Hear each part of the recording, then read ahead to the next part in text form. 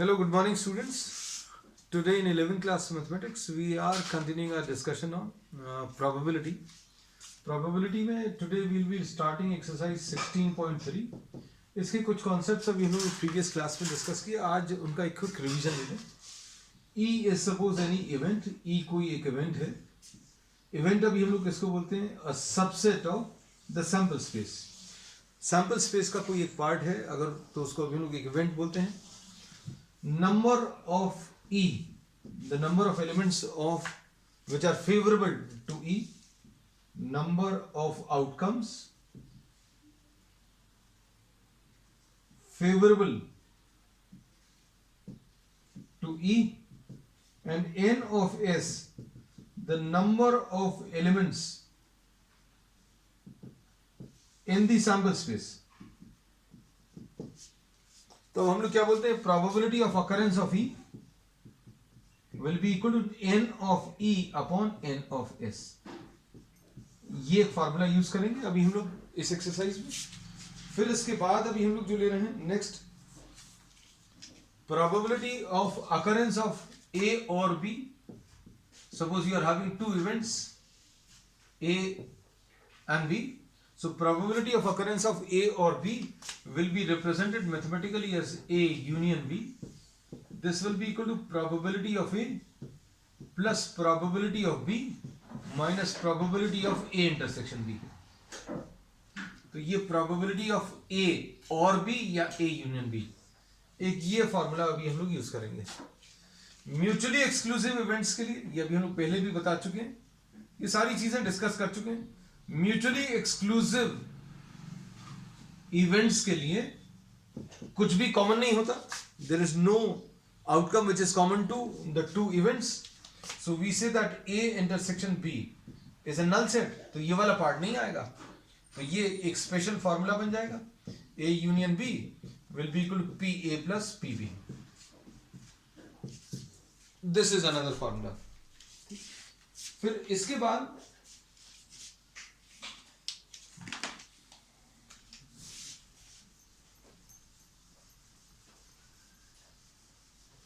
probability of happening of an event and not happening of that event.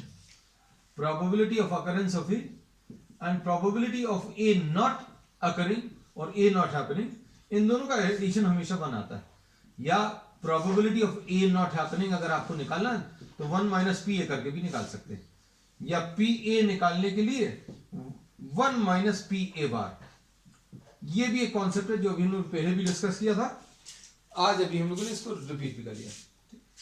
Next इसके बाद, if you are having some mutually exclusive events E1, E2, E3, ये कुछ events है और ये mutually exclusive है. Mutually exclusive and exhaustive. अगर ये एग्जॉस्टिव है बच्चों, तो क्या बोलेंगे? इन सभी को मिलाकर, इन सभी की प्रोबेबिलिटीज को मिलाकर आपको क्या 1 आने वाला है. ये अभी हम लोग इसका यूज करेंगे. जैसे एग्जांपल के लिए, suppose if you are tossing a coin, then E1 is getting ahead, E2 is getting a tail. तो E1 and E2 are exhaustive, मतलब या तो हेड आएगा या फिर टेल आएगा.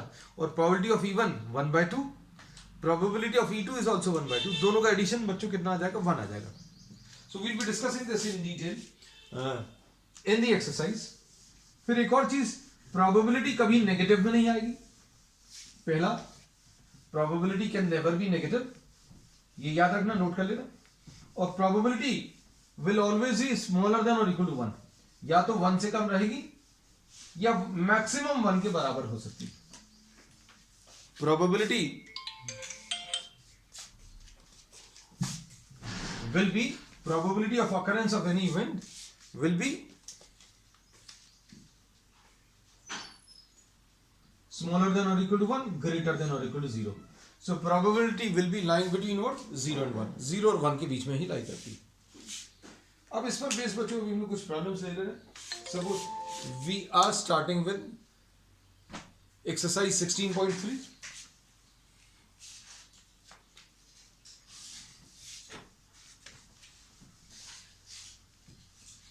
क्वेश्चन नंबर 1 देख लीजिए।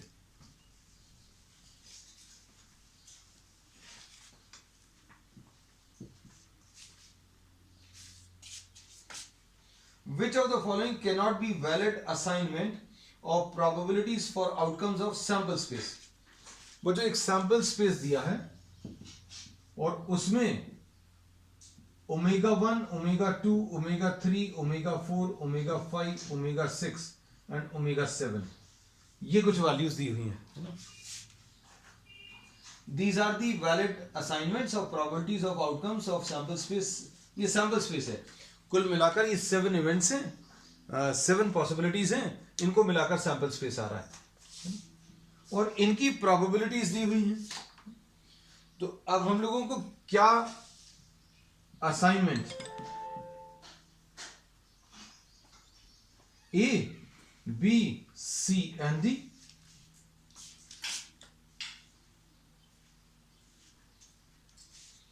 इसमें प्रोबेबिलिटीज कितनी हैं?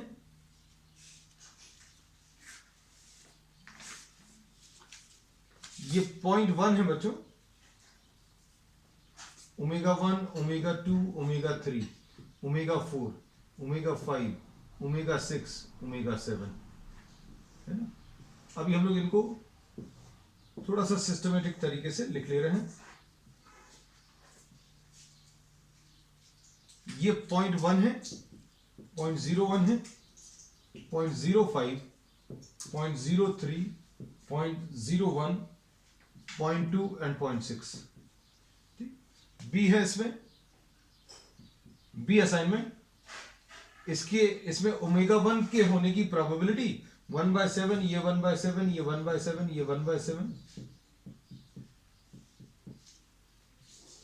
और सी में बच्चों ये 0.1, 0.2, 0.3, 0.4, 0.5, 0.6, 0.7। डी में क्या दिया है? -0.1। ये देखो, ये तो गलत ही है, देखते ही साथ बोल सकते हैं। 0.2 क्यों गलत है? क्योंकि प्रोबेबिलिटी नेगेटिव में नहीं हो सकती। 0.4 -0.2, 0.1 एंड 0.3। और ई जो है ये 1/14, 2/14, 3/14, 4/14, 5/14, 6/14 एंड 15/14, है ना। इसमें इन्होंने बोला ये जो प्रोबेबिलिटीज दी हैं इसमें से कौन सा वाला जो है, which of the following cannot be valid assignments, इनमें से कौन सा वैलिड असाइनमेंट नहीं है, ये अभी हम लोगों को बताना है। तो अब इसमें देखो, ये वैलिड नहीं है, नॉट पॉसिबल। हम रीजन सामने लिखते जाएंगे। ये देखो, दिस प्रोबेबिलिटी, ये जो प्रोबेबिलिटी है ओमेगा 7 की, ये ग्रेटर देन 1 है, 15/14 यानी 1 से बड़ा। So this is not possible. ये जो असाइनमेंट ई में जो प्रोबेबिलिटीज दी हैं, दिस इज नॉट पॉसिबल। ये भी नॉट पॉसिबल है। क्यों? नेगेटिव नहीं हो सकता, probabilities can never be negative. तो ये गलत वाली वैल्यूज को अभी हम मार्क कर दे रहे हैं। तो ये दो तो पॉसिबल नहीं है। अब इनको देखो, assignment C, P omega 1 plus P omega 2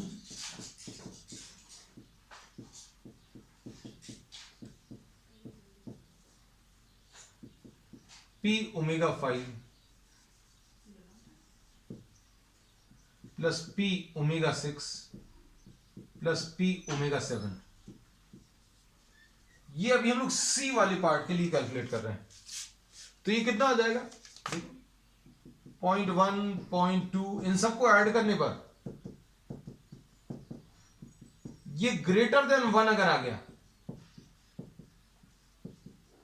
ये ग्रेटर देन 1 आ गया, तो this is also not possible. क्योंकि इंडिविजुअली वैल्यूज पॉजिटिव रहनी चाहिए, तो ये नेगेटिव है, इसलिए पॉसिबल नहीं है। यहां पर कोई भी वैल्यू 1 से अगर बड़ी है तो भी पॉसिबल नहीं है। अब इसको देखा, इसमें ना तो कोई 1 से बड़ी है और ना ही कोई नेगेटिव है, तो ये पॉसिबिलिटी हो सकती थी। अब क्या चेक करना है, सारी प्रोबेबिलिटीज का एडिशन, तो सारी प्रोबेबिलिटीज का एडिशन ग्रेटर देन 1 है, इसलिए ये पॉसिबल नहीं है। अब इसे बी देखो, तो बी में अगर आप ये निकालो, ये वाला कैलकुलेशन 1/7, ये 1/7,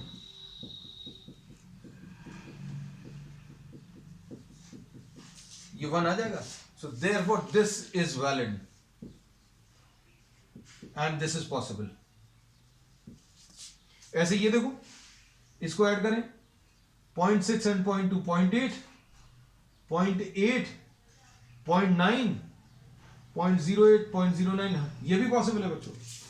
ए में भी सारी प्रोबेबिलिटीज का addition 0.1 plus 0.01 plus 0.05 plus 0.03 plus 0.01 plus 0.2 plus 0.6, this is equal to 1. So this is a valid assignment and this is possible. ठीक है, so this completes question number 1. इसमें बहुत सारा कुछ डिस्कस कराया। अब क्वेश्चन नंबर 2 देखो।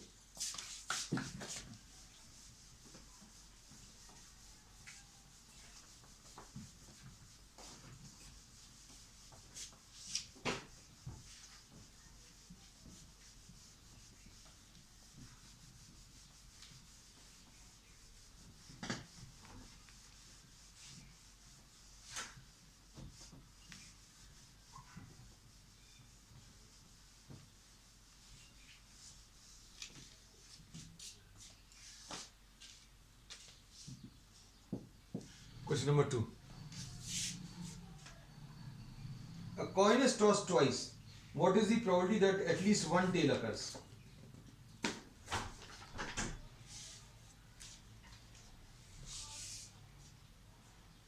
Coin tossed twice.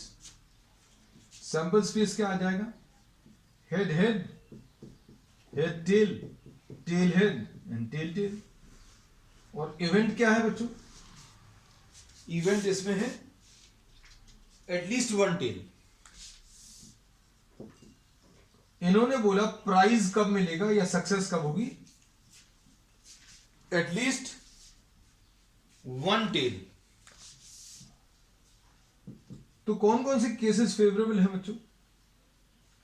HT possible है, TH पॉसिबल है और TT। कम से कम एक टेल होना चाहिए। तो नंबर ऑफ ई कितना है? Number of cases which are favourable to E 3, और इसमें टोटल नंबर ऑफ केसेस कितने हैं? 4। तो probability of E is n of e upon n of s, और ये 3/4 आ जाएगा। So this is the answer.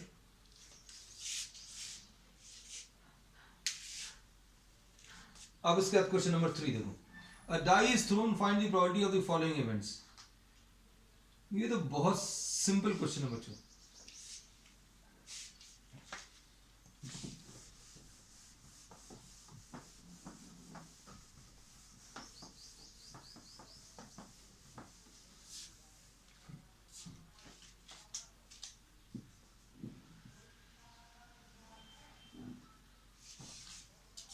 Question number 3 में a die is thrown, find the probability of the following events.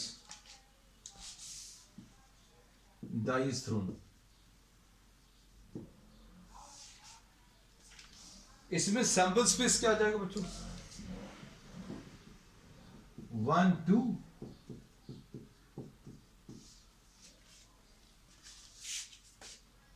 ठीक है। अब क्या बोला इसमें? प्राइम नंबर,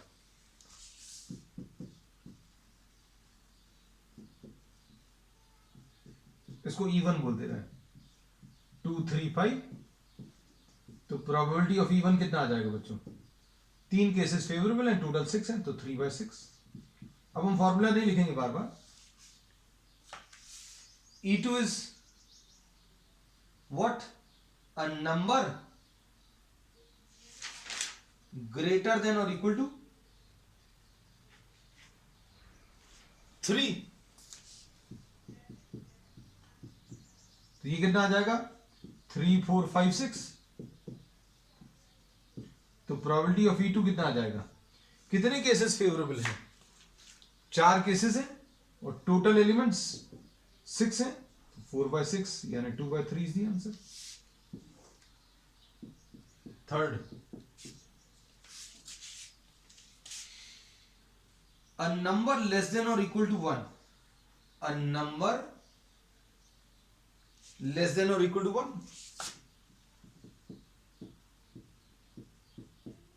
तो E3 क्या आ जाएगा, सिर्फ 1 आएगा। तो अब क्या बोलेंगे, probability of E3 will be, there will be only 1 favourable case and total cases 6 है। ये आंसर आ जाएगा। सिंपल है बच्चों, ये बहुत ज्यादा टफ नहीं। 4, a number more than 6 will appear। अब ये तो सोचकर देखो,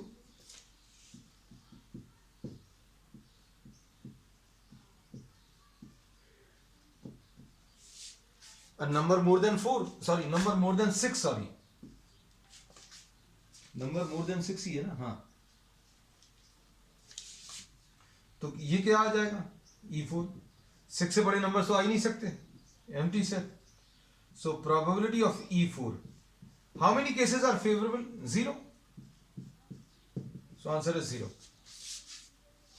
अब question number 5, a number less than 6 will appear।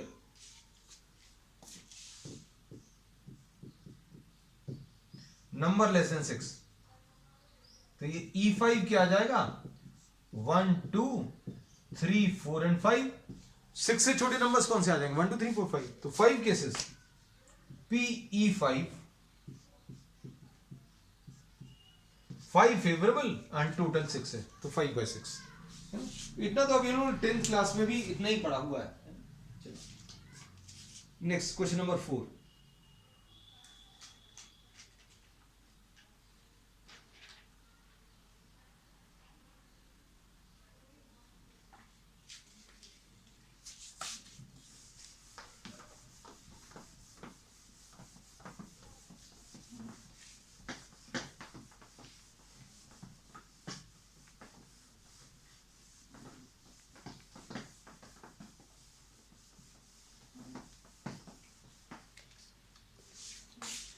Question number 4 में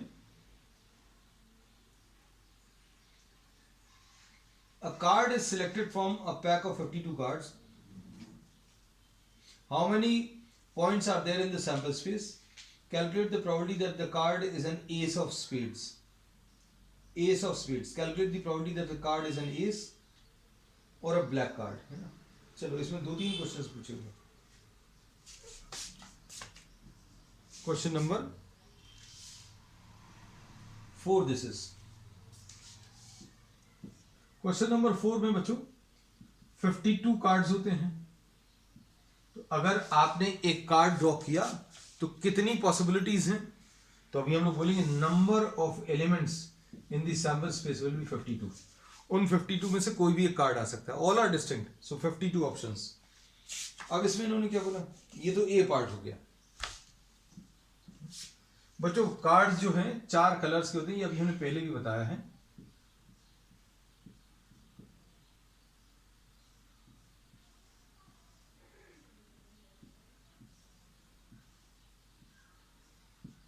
ये बच्चों रेड कलर के होते हैं, ये रेड है, ये ब्लैक कलर है ना,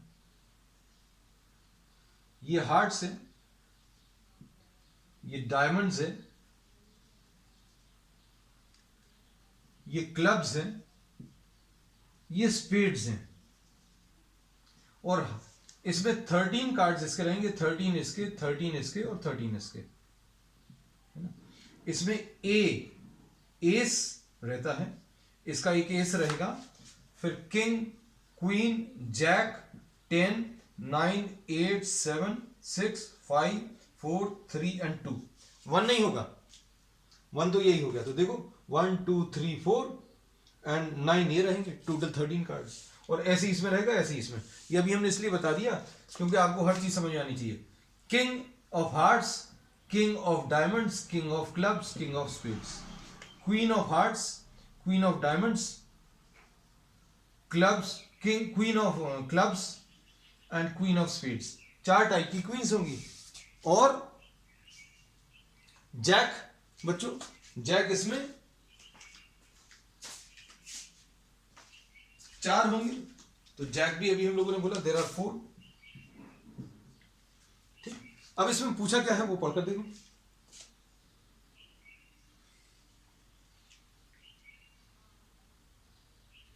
Calculate the probability that the card is an ace of spades. Ace of spades कितने होते हैं बच्चों? Only one card. तो probability of E कितना आ जाएगा? 1/52 बस। फेवरेबल केस 1 है, टोटल केसेस 52 है।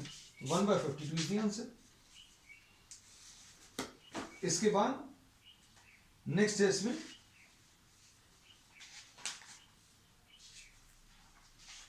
Third part, calculate the probability that the card is an S. अब एस ड्रॉ करने के चांसेस सी पे बच्चों 2 दिए हैं, एस और E2। एक और सेकेंड पार्ट, ये फर्स्ट पार्ट है, सेकेंड पार्ट ब्लैक कार्ड।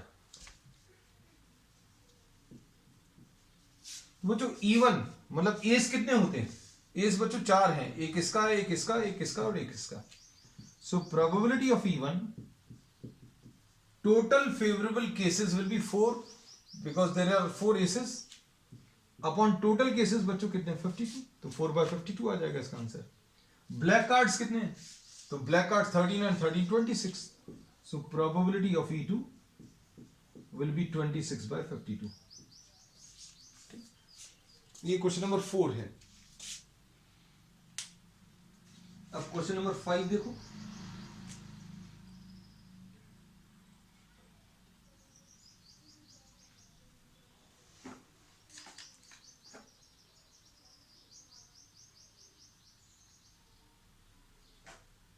अब देखो ये इन्होंने अलग ही टाइप का क्वेश्चन बनाया है। एक फेयर कॉइन है जिसमें 1 marked on one face and 6 on the other. मतलब एक कॉइन लिया है इन्होंने, कॉइन में हेड और टेल नहीं है, नंबर्स बने हुए हैं, और एक डाइस है। तो डाइस में 1 2 3 4 5 6 होता है। अच्छे सुनो बच्चों, अगर आपने एक कॉइन को टॉस किया, ये बच्चों इस क्वेश्चन में स्टूडेंट्स को कंफ्यूजन होता है, तो पहले तो अभी हम कॉइन और डाइस को रोल करने के ऑप्शंस बता दें। कॉइन और डाइस को अगर रोल करेंगे तो H1, H2, H3, H4, H5, H6 ऐसा आ सकता है। T1, T2, T3, T4, T5 और T6 है ना, ये सैंपल स्पेस होगा। लेकिन ये कैसा कॉइन है? इसमें हेड की जगह 1 लिखा हुआ है और टेल की जगह 6 लिखा हुआ है, ये याद रखना। एक ऐसा कॉइन है जिसमें नंबर्स लगे हुए हैं, 1 on one side and 6 on the other. तो अब ये क्या हो जाएगा? Sample space. ये नहीं है सैंपल स्पेस। अब H की जगह 1 लिख दो तो 1 1 1 2 1 3 1 4 1 5 1 6, फिर 6 1 6 2 6 3 6 4 6 5 6 6। H की जगह 1 लगा दो, जहां पर हेड है वहां पर 1 नंबर लिख दो, और टेल की जगह नंबर 6 लिख दो। अब क्या पूछा है? Find the probability that the sum of the number turns up is 3। Sum 3 चाहिए बच्चों। सम 3 केवल एक ही तरीके से आ सकता है, E is sum 3। There is only one case which is favorable। ठीक, अब प्रोबेबिलिटी ऑफ E कितना आ जाएगा? N of E upon N of S। तो N of E कितना बच्चों? 1 है, और सैंपल स्पेस में 6 and 6 12 केसेस है, तो 1/12 इसका आंसर। और क्या पूछा है?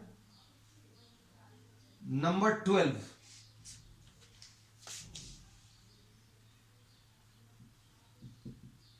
सम 12। तो सम 12 कितने तरीके से आ सकता है बच्चों? सम 12 ये भी एक ही तरीके से आ सकता है, 6 6। सो probability of F will be 1/12। 1 favourable case है और टोटल केसेस बच्चों ये सिर्फ समझाने के लिए लिया था, this is not a part of solution. Question number 6,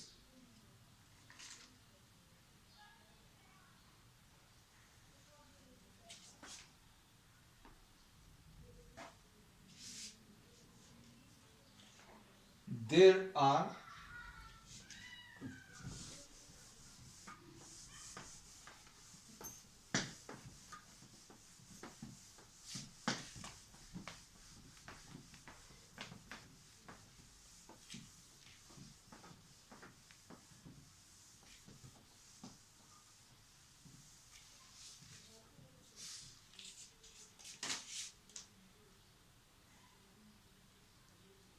there are 4 men and 6 women. Question number 6, 4 men and 6 women on the city council.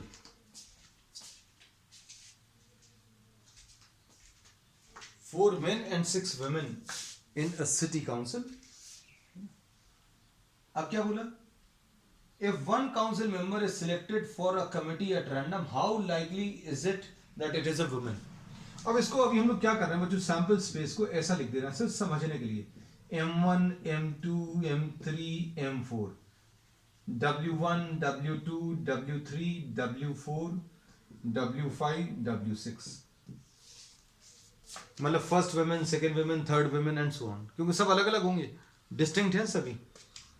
अब number of elements in the sample space कितना आ गया? डायरेक्टली भी लिख सकते थे, इसको भी count करके लिख सकते हैं, 10 आ गया।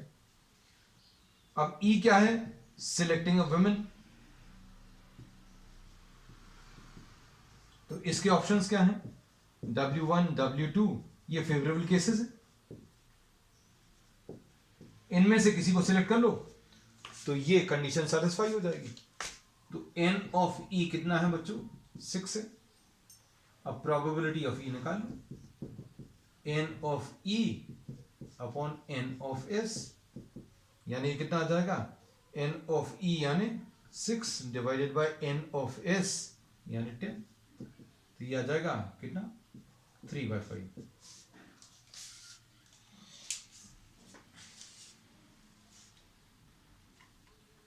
अब क्वेश्चन नंबर 7 देख लो बच्चों। A fair coin is tossed 4 times. Coin को 4 बार टॉस किया,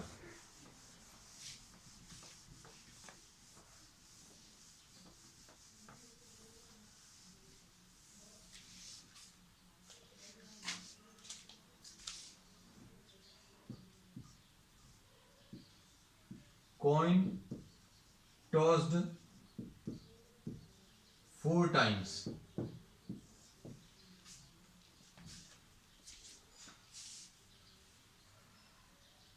And a person win ₹1 for each head. Wins ₹1 for each head and loses ₹1.5 for each tail. ठीक है। अब ये देखो बड़ा अच्छा सा क्वेश्चन है। How many different amounts can you can have after the 4 tosses? क्या क्या अमाउंट्स आ सकते हैं? तो सबसे पहले तो सैंपल स्पेस देखो बच्चों, इसका सैंपल स्पेस बड़ा इंटरेस्टिंग होने वाला है। 4 हेड्स आ गए, H H H T H H T H H T H H और T triple H। 3 heads 1 tail, ये 4 हेड्स हैं बच्चों, ठीक है।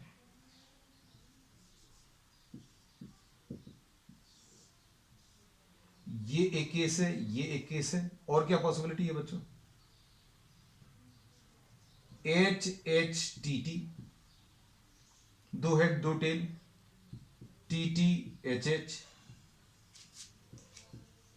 H T H T, T H, ऐसा भी हो सकता है, और एच टी एच, और टी एच टी, ऐसा। फिर इसके बाद और क्या हो सकता है, H triple T, T H T T, T H T, फिर ट्रिपल टी एच, और ये देखो टोटल कितने केसेस आ गए बच्चों, ये 1 है, ये 4 है, ये वाले बच्चों 6 हैं, ये 4 केसेस हैं, और ये 1 केस है। 1 आउटकम ऑफ 4 हेड्स। अगर 4 हेड्स हैं तो क्या होगा, what will happen, the amount which he can win, the person can win will be how much, 4 rupees, 4 rupees gain. Second, outcome 3 head 1 tail. अब क्या होगा, 3 into 1, एक हेड पर 1 रुपीज मिल रहा है, तो 3 हेड्स पर 3 into 1, और 1.5 इसने लूज किया, तो ये कितना आ जाएगा, रुपीज 1.5 गेन, ऐसा कुछ आ जाएगा। अब इसके बाद अगला क्या आ जाएगा,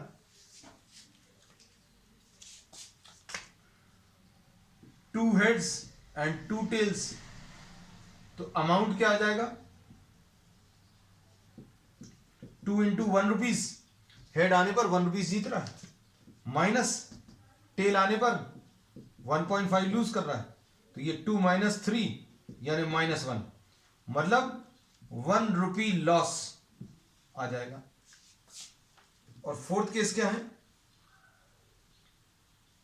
फोर्थ केस आ जाएगा 1 head and 3 tail, 1 head and 3 tails. इसमें क्या होगा, इसमें अमाउंट कितना आ जाएगा बच्चों, एक हेड पर 1 रुपीज -3 into 1.5, तो यह आ जाएगा 1 - 4.5 यानी -3.5, मतलब 3.5 रुपीज लॉस। एक ये पॉसिबिलिटी है। फिर इसके बाद अगला क्या है बच्चों,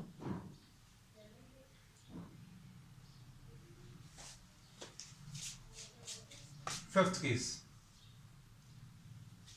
ये वाला 4 टेल्स, 4 टेल्स अगर आ रहे हैं तो हर टेल पर 1.5 रुपीज जा रहा है, तो amount lost will be what, 4 into 1.5 यानी 6 रुपीज, है ना। तो ये गेम अगर वो खेल रहा है तो क्या क्या पॉसिबिलिटीज है बच्चों, या तो 4 रुपए जीत जाएगा, आइदर ही विंस 4 रुपीज, और ही विंस 1.5 रुपीज, और ही लूजेस 1 रुपीज, और ही लूजेस 3.5 रुपीज, और ही लूजेस 6 रुपीज। अब इनकी प्रोबेबिलिटीज क्या आ जाएंगी बच्चों, इनकी प्रोबेबिलिटीज बहुत इजी है। ये वाला केस क्या है, 4 हेड का, सो प्रोबेबिलिटी ऑफ 4 हेड्स, कितने केस हैं, 1, और टोटल 16, 1/16। ये देखो ये नंबर्स लिखे हुए बच्चों साइड में, इसका 3 heads 1 tails, probability of 3 heads and 1 tail, ये कितना आ जाएगा, 4 टोटल केसेस है, 4/16। फिर इसके बाद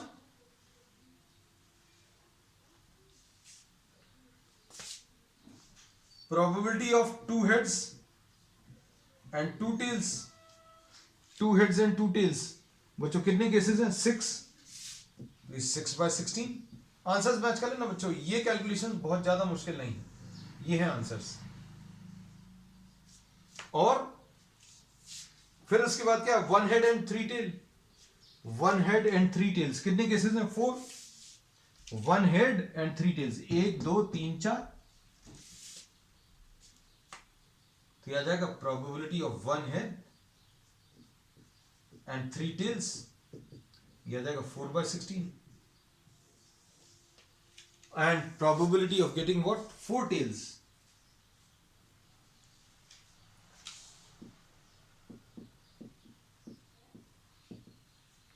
ये कितना आ जाएगा, there is only one case, so the answer will be what, 1/16।